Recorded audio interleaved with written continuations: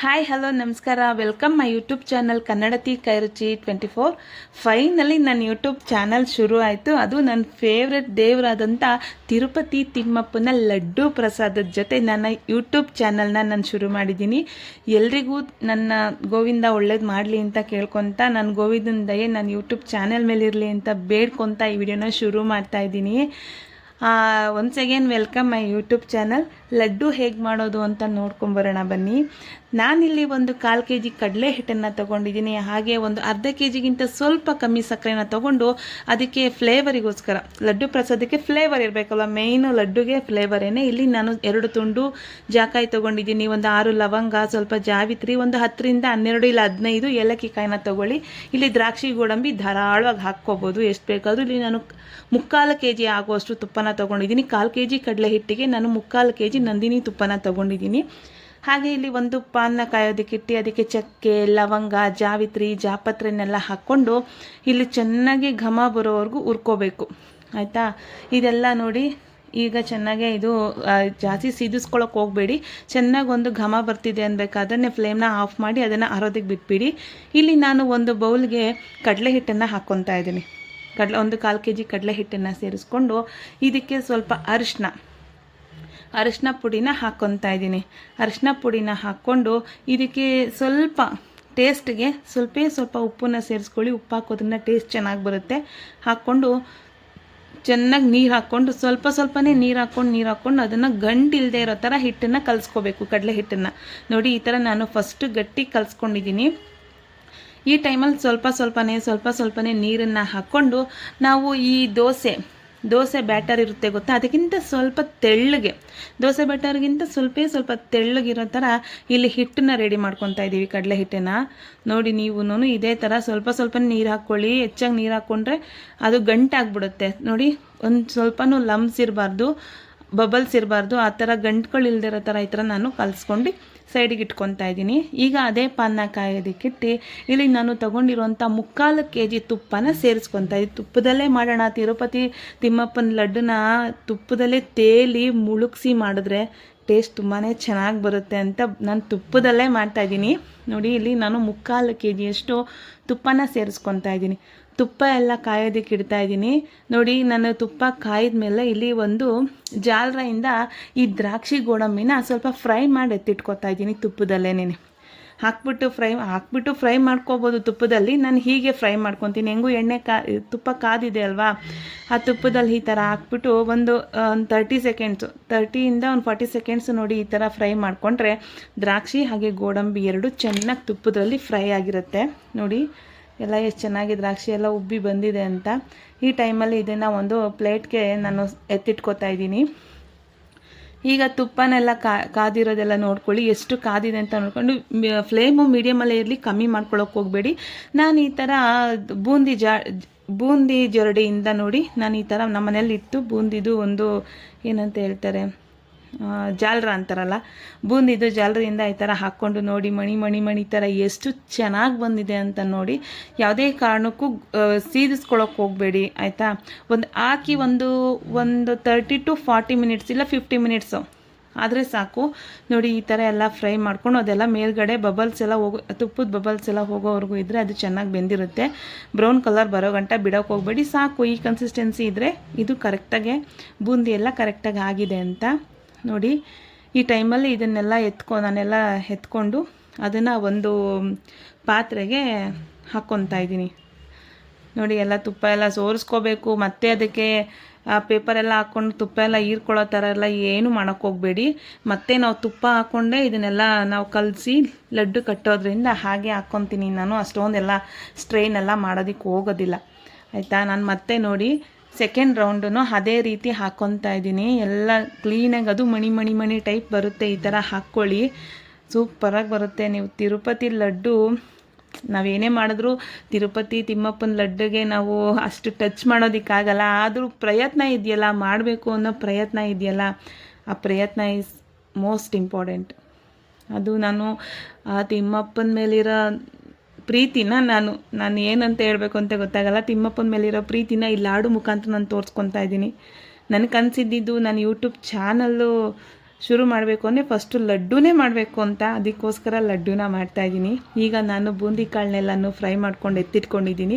ಇಲ್ಲಿ ನಾನು ಅರ್ಧ ಕೆ ಜಿಗಿಂತ ಸ್ವಲ್ಪ ಕಮ್ಮಿನ ಸಕ್ಕರೆನ ಹಾಕಿ ಒಂದು ಪಾತ್ರೆಯಲ್ಲಿ ಸಕ್ಕರೆ ಮುಳುಗುವಷ್ಟು ನೀರನ್ನು ಹಾಕಿ ಅದು ಪಾಕ ಬರೋದಕ್ಕೆ ಬಿಟ್ಬಿಡೋಣ. ಎಳೆ ಪಾಕ ಬರಬೇಕು.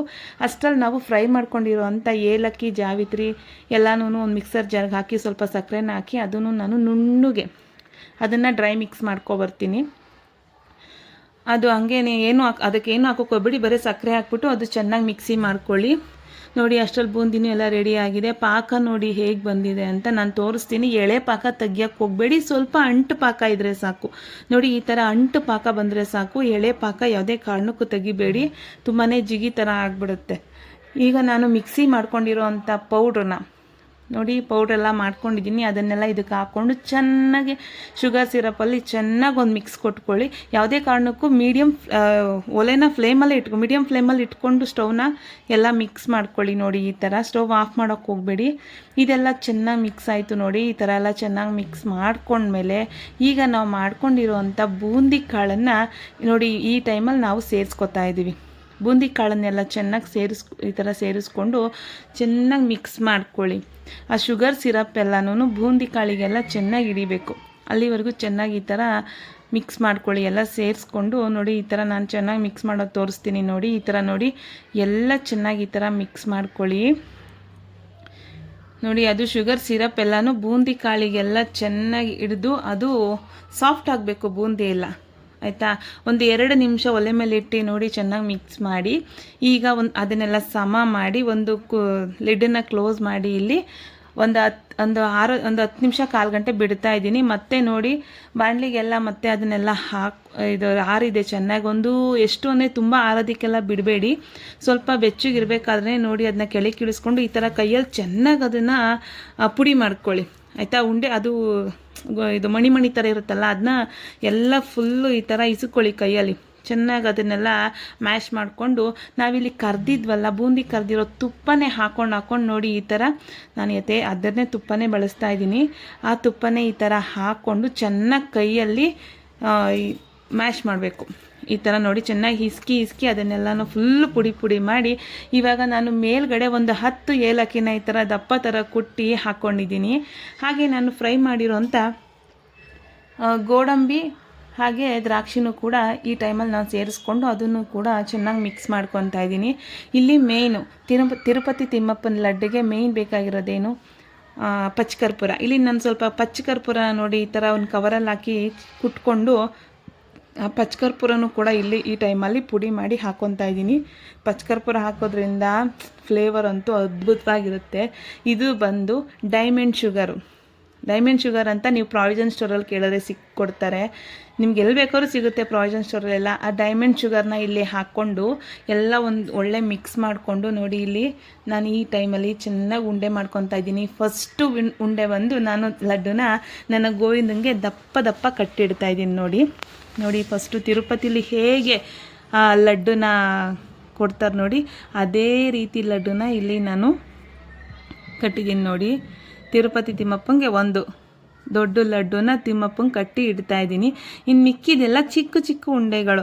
ಅಂದರೆ ನಮ್ಮ ಫ್ಯಾಮಿಲಿಲಿ ಎಲ್ಲರಿಗೂ ಹೇಳಿದ್ದೆ ನಾನು ಯೂಟ್ಯೂಬ್ ಶುರು ಮಾಡಿದೆ ಲಡ್ಡುನೇ ಮಾಡೋದು ಅಂತ. ಎಲ್ಲರೂ ತುಂಬಾ ವೆಯ್ಟ್ ಮಾಡ್ತಾಯಿದ್ರು. ಎಷ್ಟೋ ಜನ ನನಗೆ ವಾಟ್ಸಪ್ಪಲ್ಲಿ ಮೆಸೇಜ್ ಮಾಡೋರು, ನೀವು ಯೂಟ್ಯೂಬ್ ಸ್ಟಾರ್ಟ್ ಮಾಡಿ ಯೂಟ್ಯೂಬ್ಗಳಿಗೆ ವಿಡಿಯೋಗಳ್ನ ಹಾಕಿ ಅಂತ ಹೇಳ್ತಾಯಿದ್ರು. ನನಗಿತ್ತು ಕನಸು ತಿರುಪತಿ ಲಡ್ಡುನೇ ಹಾಕಬೇಕು ಅಂತ. ಫೈನಲಿ ನಾನು ಲಡ್ಡುನ ಮಾಡಿ ಯೂಟ್ಯೂಬ್ಗೆ ನಾನು ಅಪ್ಲೋಡ್ ಮಾಡ್ತಾಯಿದ್ದೀನಿ. ನೋಡಿ ಲಡ್ಡು ಎಷ್ಟು ಚೆನ್ನಾಗಿ ಬಂದಿದೆ ಅಂತ ನೋಡಿ. ನಿಜ ನಮ್ಗೆ ಇವಾಗಲೂ ಬಾಯಲ್ಲಿ ನೀರು ಬರ್ತಿದೆ, ಅಷ್ಟು ಚೆನ್ನಾಗಾಗಿತ್ತು ಲಡ್ಡು ಮಾತ್ರ. ಇಲ್ಲಿ ತಿಮ್ಮಪ್ಪನಿಗೆ ಅಂತ ನಾನು ದಪ್ಪು ಲಡ್ಡು ಮಾಡಿದ್ನ ನೋಡಿ ಅದನ್ನು ಮುರಿದು ತೋರಿಸ್ತಾ ಇದ್ದೀನಿ ನಾನು. ನೋಡಿ ಎಷ್ಟು ಚೆನ್ನಾಗಿ ಬಂದಿದೆ ನೋಡಿ.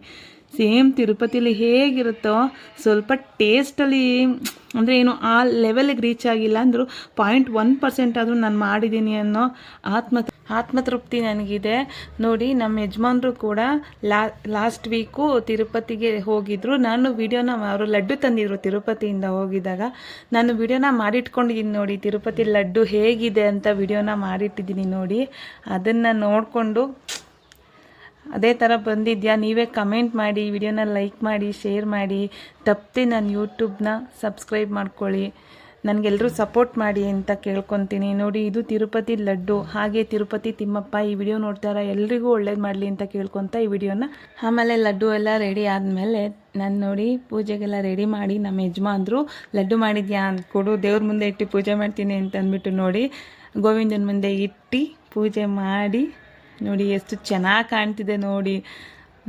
ನಾನು ಹೇಗೆ ಮಾಡಿದ್ದೀನಿ ಅಂತ ನನಗೆ ಗೊತ್ತಿಲ್ಲ, ಟ್ರೈ ಮಾಡಿದ್ದೀನಿ. ನಾನು ತಿರುಪತಿ ಲಡ್ಡು ಮಾಡಬೇಕು ಅಂತ ಟ್ರೈ ಮಾಡಿದ್ದೀನಿ. ನಿಮಗೂ ವಿಡಿಯೋ ಇಷ್ಟ ಆಯಿತಾ? ನನಗೆ ಲೈಕ್ ಮಾಡಿ, ಶೇರ್ ಮಾಡಿ, ಈ ವಿಡಿಯೋನ ಕಮೆಂಟ್ ಮಾಡಿ. ನೋಡಿ ಹೇಗೆ ಕಾಣ್ತಿದೆ ಅಂತ. ಗೋವಿಂದಂಗೆಲ್ಲ ಪೂಜೆ ಎಲ್ಲ ಮುಗಿಸಿ ನಮ್ಮ ಫ್ಯಾಮಿಲಿಗೆಲ್ಲ ಲಡ್ಡುನ ಹಂಚಿದೆ. ಎಲ್ಲರೂ ಇಷ್ಟಪಟ್ಟು ತಿಂದರು. ಚೆನ್ನಾಗಿದೆ ಅಂತ ಹೇಳಿದ್ರು. ಚೆನ್ನಾಗಿ ಮಾಡಿದ್ಯಾ, ಪರವಾಗಿಲ್ಲ, ಚೆನ್ನಾಗಿ ಟ್ರೈ ಮಾಡಿದ್ಯಾ ಅಂತ ಹೇಳಿದ್ರು. ಇದೇ ರೀತಿ ನನ್ನ ಹೊಸ ವಿಡಿಯೋಗೋಸ್ಕರ ಯೂಟ್ಯೂಬ್ ಚಾನಲ್ನ ಸಬ್ಸ್ಕ್ರೈಬ್ ಮಾಡ್ಕೊಳ್ಳಿ. ತಪ್ಪದೆ ಬೆಲ್ ಐಕಾನ್ನ ಕ್ಲಿಕ್ ಮಾಡಿ. ನಾನು ಯಾವುದೇ ವಿಡಿಯೋ ಮಾಡಿದ್ರೂ ಫಸ್ಟ್ ನೋಟಿಫಿಕೇಷನ್ ನಿಮಗೆ ಬರುತ್ತೆ. ನನ್ನ ಗೋವಿಂದ ಎಲ್ರಿಗೂ ಒಳ್ಳೇದು ಮಾಡಲಿ ಅಂತ ಮತ್ತೊಮ್ಮೆ ಕೇಳ್ಕೊತಾ ಇದ್ದೀನಿ. ನನ್ನ ಗೋವಿಂದನ ದಯೆ ಎಲ್ಲರ ಮೇಲೂ ಇರಲಿ ಸದಾ ಅಂತ ಬೇಡ್ಕೊತ ನನ್ನ ಯೂಟ್ಯೂಬ್ನ ನಾನು ಶುರು ಮಾಡ್ತಾಯಿದ್ದೀನಿ. Thank you so much.